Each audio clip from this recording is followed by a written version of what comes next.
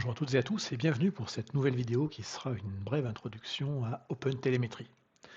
Alors la télémétrie, on en parle de plus en plus, ça devient indispensable dans un environnement aujourd'hui où les systèmes d'information sont composés d'applications qui deviennent de plus en plus distribuées et on va dire le monitoring tel qu'on l'a connu il y a des années ne fait plus face au challenge qu'on a aujourd'hui avec des applications qui sont massivement scalables, qui sont distribuées sur différents environnements.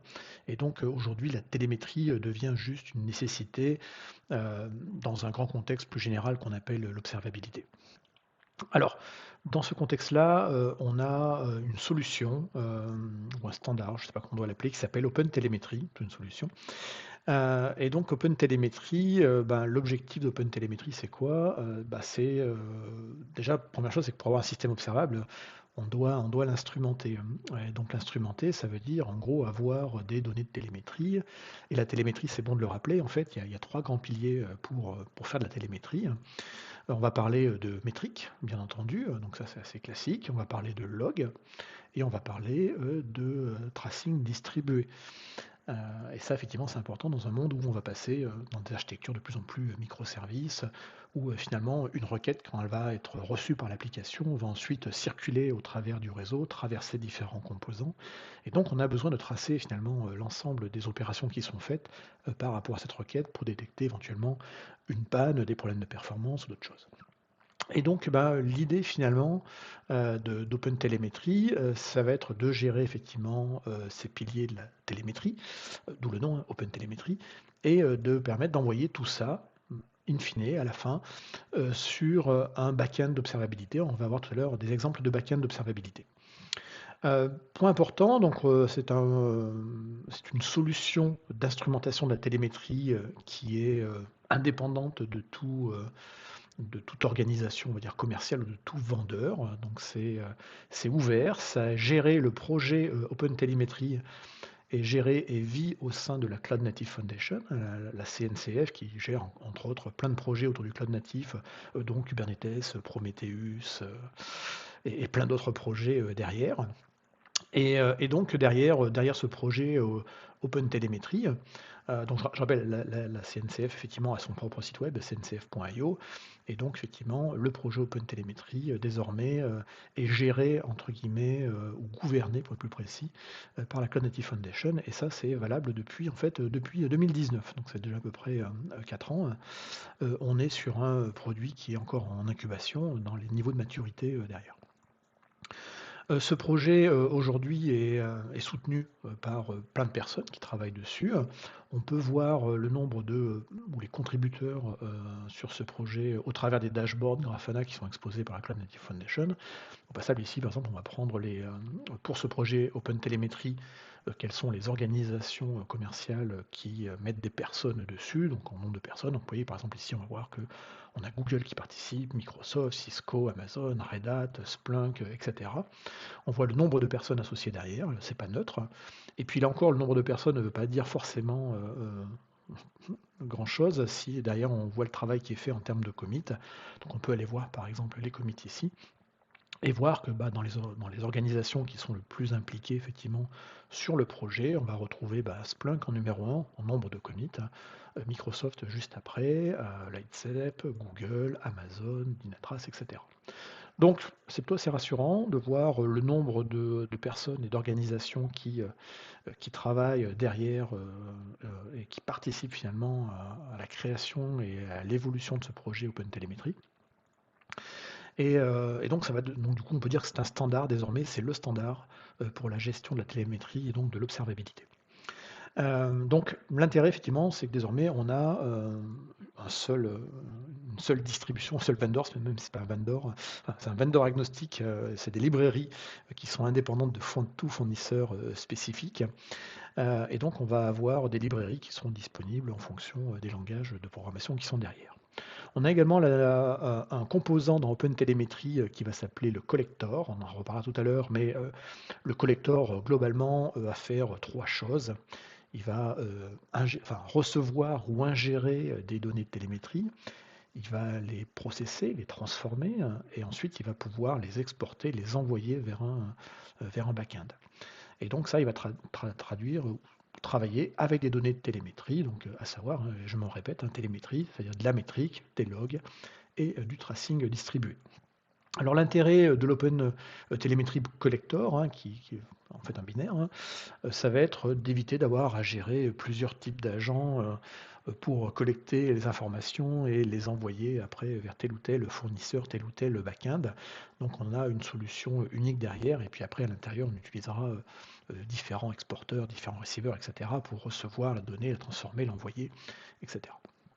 Alors l'Open Telemetry Collector est une version générique que tout le monde peut utiliser, open source, et il en existe également des versions customisées qu'on appelle des distros, des distributions. Et ces distributions, en fait, sont simplement effectivement des versions un petit peu tunées de l'Open Telemetry Collector. Alors, ce ne sont pas des forks, c'est important à retenir, ce sont juste des versions personnalisées pour des environnements particuliers.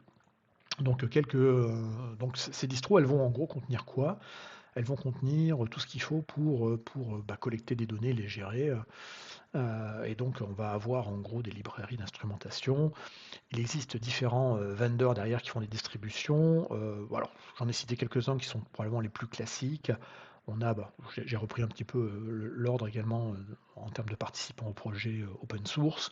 On a par exemple le collector de Splunk pour la partie Open Télémétrie, avec sa documentation spécifique et ses particularités. On en a du côté d'AWS également, donc ils ont leur distro spécifique derrière, leur use case, et puis ça vous explique comment ça fonctionne, et on se doute derrière que ça va envoyer principalement vers les services d'Amazon, mais également vers des services partenaires derrière. On a également une distro côté Azure, avec Azure Monitor Open Distro, qui est assez récente.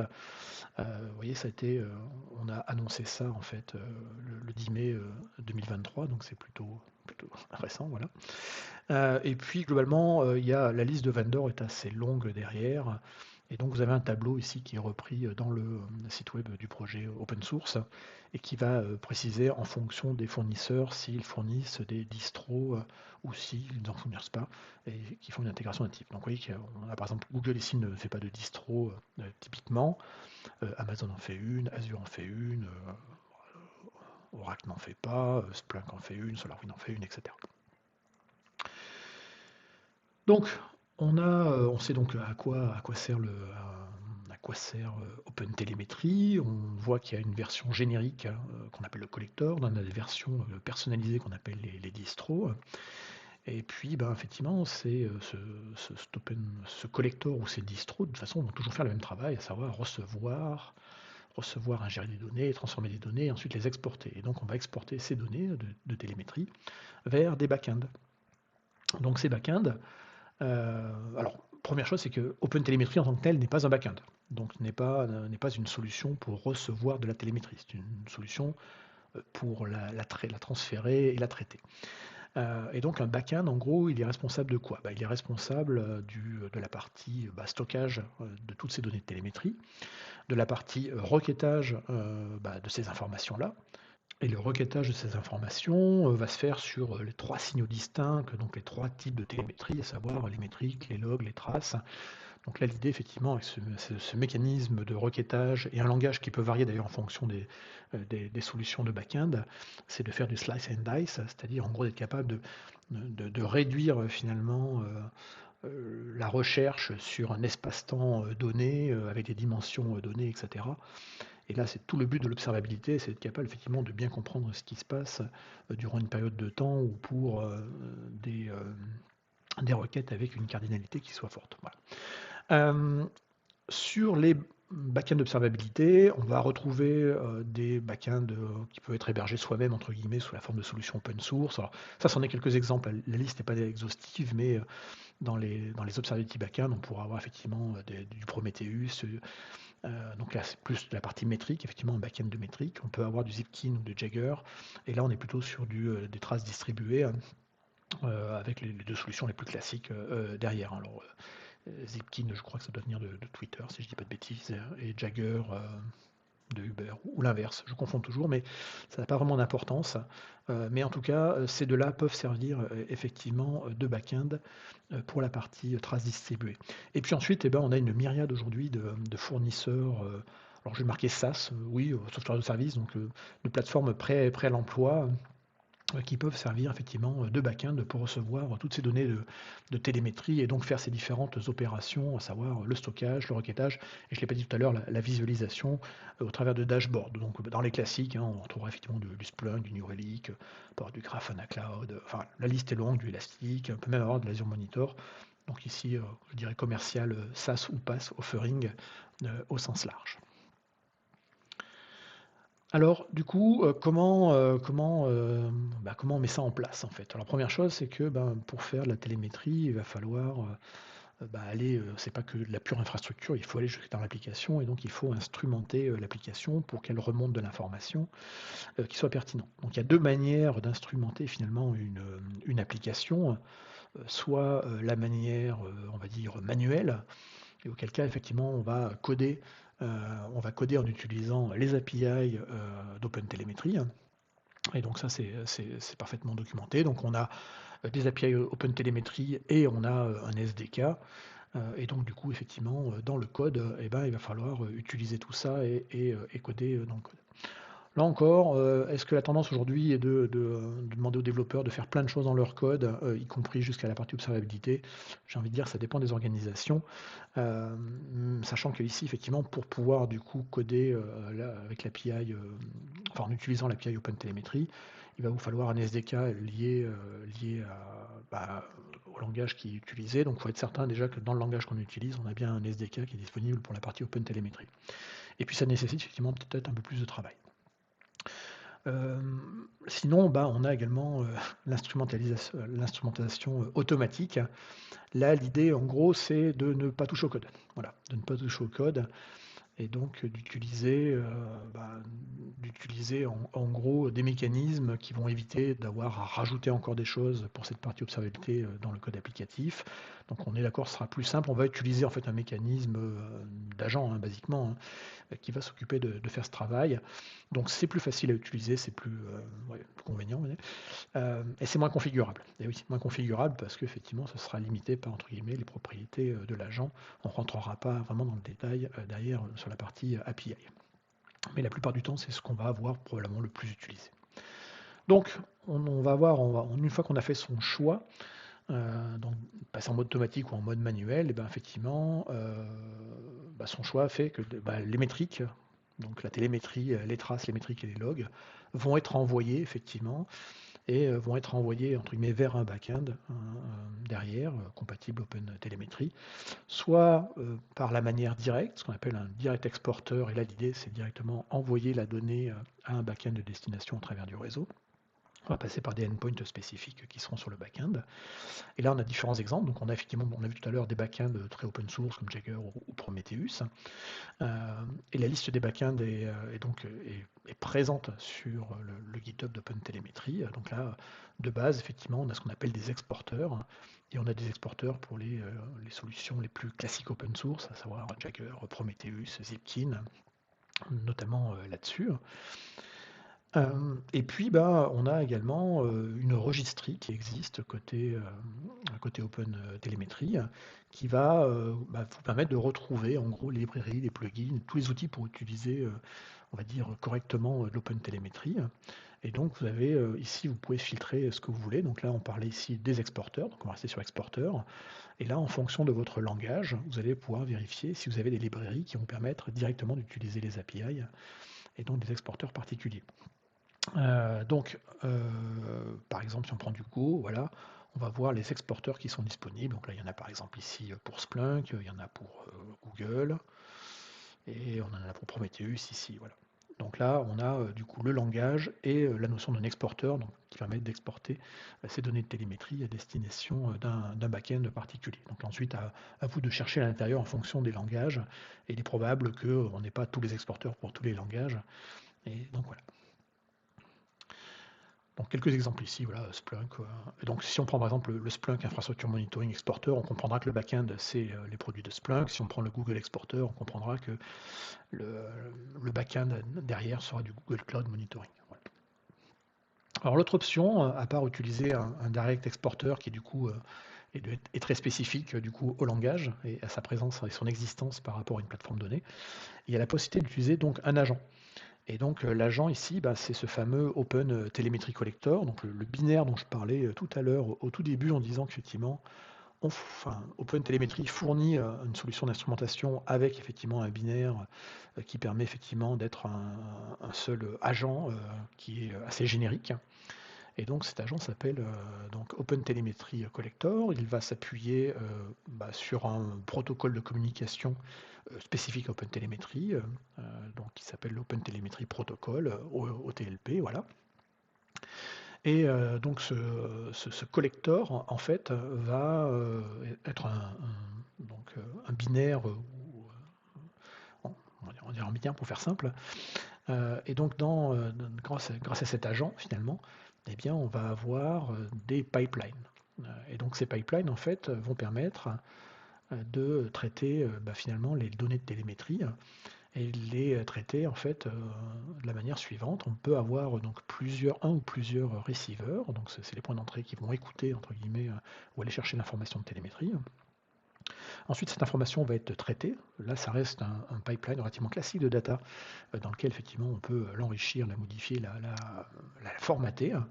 Et ensuite, eh ben, une fois qu'on a ces données de télémétrie qui ont été mises dans le bon format tel qu'on en a envie, en tout cas, ou enrichies tel qu'on en avait envie, eh bien, on peut réenvoyer du coup ces données de télémétrie vers des backends au travers d'un ou plusieurs exporteurs. Donc là encore, si on regarde les receivers, si on va par exemple sur la partie OpenTelemetry Collector Contrib, dans les receivers, je sais pas, on pourrait prendre par exemple Azure Monitor Receiver ici. Et là, on voit que ce receiver, en fait, il va aller scraper les données d'Azure Monitor, les API, pour récupérer justement cette fameuse information, ces informations de télémétrie, pour ensuite après les traiter, les processer, les formater, et puis après les renvoyer éventuellement vers un backend qui n'est pas forcément d'ailleurs Azure Monitor. Qu'est-ce qu'on pourrait prendre d'autre comme exemple? Il y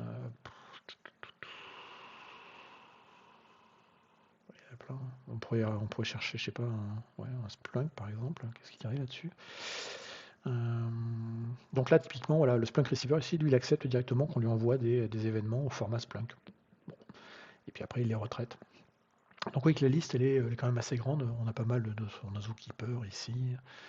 On a Podman, on a Oracle, il y en a plein. Et il y a plein de choses également pour la partie Kubernetes. Donc ça, c'est vraiment les receivers qu'on va retrouver ici. Ensuite, on processe et ensuite on exporte. Et on a vu tout à l'heure la liste des exporteurs qu'on avait. Là encore, on peut retourner dans la registrie ici et faire un filtre ici sur les exporteurs. Et puis, donc on peut dire, j'ai un exporteur, quel que soit le langage. Et là, vous remarquerez ici qu'on a la notion de collector qui apparaît. Donc on a des exporteurs pour des collectors. Et donc c'est cela qu'on va pouvoir utiliser justement grâce à ce Open Telemetry Collector. Comment on va déployer cet agent finalement? Cet agent il peut être déployé soit directement sur le host où il y a l'application. Et donc là encore le host ça peut dépendre de la manière dont de ce qu'on utilise. Donc ça peut être un simple binaire classique. Ça peut être un daemon set si on est dans une approche Kubernetes. Je rappelle qu'un daemon set c'est un pod par nœud d'un cluster Kubernetes. Ou on peut l'avoir également sous la forme de sidecar, c'est-à-dire au sein par exemple des pods d'un cluster Kubernetes, on va avoir des containers dans chacun des pods, des containers qui feront cette partie-là, récupération de l'information de télémétrie pour l'envoyer, la traiter. Et donc ça fait des containers qui seront juste à côté, en side-by-side, avec les conteneurs applicatifs. Autre option de déploiement, on peut également en OpenTelemetry utiliser des gateways, qui sont en fait des collectors qui vont travailler de manière individuelle. Et donc ça, c'est un moyen éventuellement quand on va avoir des infrastructures réparties avec plusieurs clusters ou sur des régions, de collecter dans un même endroit finalement l'ensemble de l'information de télémétrie pour après effectivement la gérer, faire toute la partie réception, process et exporteur et ensuite envoyer le tout vers une plateforme, un ou plusieurs backends qui sont derrière, d'où la notion du exporteur. Alors il y a plein de ressources utiles sur OpenTelemetry. Parmi celles-ci, j'en ai trouvé quelques-unes intéressantes. Il y a un GitHub qui s'appelle Awesome OpenTelemetry, qui va vraiment résumer plein de choses, entre des livres, des vidéos, des blogs, un résumé des éditeurs de solutions distribuées, les collecteurs, les receivers, un petit peu tout ce dont on a parlé. Donc ça, c'est une mine d'or si le sujet vous intéresse. La documentation est plutôt bien faite également. Alors, ils l'ont découpé en deux parties. Ils ont essayé de faire en sorte, en fonction du profil qu'on a, si on est ops ou développeur, on arrive sur une doc qui nous parle plus, qui réexplique ce que c'est qu'OpenTelemetry, comment on peut instrumenter, comment on met en place un collector, comment on automatise tout ça dans du Kubernetes, des choses assez classiques. Et puis, je mets ici également, alors c'est un extrait d'un livre de Aurélie qui parle effectivement des 3 piliers de l'observabilité dont j'ai parlé tout à l'heure, et qui est intéressant à lire. Là encore, après, pour voir ça un peu en réel, le mieux c'est un petit peu de le tester. Et donc pour le coup, sur le site d'OpenTelemetry, vous avez une plateforme de démonstration, ou de quoi monter une plateforme de démonstration pour être plus précis, qui peut être déployée en Docker ou sur du Cube, et qui est assez intéressante parce que c'est simplement une architecture à base de microservices derrière, utilisant différentes technos, et récupérant la donnée, les données de télémétrie, et les envoyant en fait dans deux backends, à savoir Prometheus et Jagger, si je ne dis pas de bêtises. Donc ça, c'est l'infrastructure de microservices qui est utilisée pour faire cette petite application. Donc je ne sais pas si je sais pas s'il y avait des photos, tout ça. Ouais, screenshot. Voilà. Donc voilà, c'est une petite application toute simple. On navigue à l'intérieur, et puis c'est une sorte de petit site de e-commerce. Et ensuite, effectivement, il y a des scénarios qui permettent de générer des erreurs pour ensuite aller les voir et faire des traces. Donc, ils ont vraiment fait pour le coup, une plateforme de démo assez pas mal, avec plein de langages différents derrière. Et puis, globalement, toute la donnée de télémétrie de chacun des microservices, en fait, va être envoyée en fait, à différents receivers. Donc, là, ils en ont mis plusieurs, c'est processé. Ensuite, ils ont mis 2 exporteurs ici. Un vers Prometheus et un vers Jagger. Donc on a du coup 2 backends, la time series database de Prometheus et la database de Jagger pour la partie trace. Et puis pour la partie visualisation, ici en fait ils sont appuyés sur du Grafana derrière, ou l'utilisation des UI de Prometheus, là il n'y a pas grand chose, ou de Jagger. Voilà. Donc ça c'est intéressant à regarder, et donc on le retrouve sur effectivement sur opentelemetry.io/doc/démo, et là-dessus vous aurez effectivement de quoi vous amuser sur votre plateforme respective. Voilà, cette petite introduction à OpenTelemetry est terminée, j'espère que cela vous a intéressé, et à bientôt pour d'autres vidéos. Au revoir.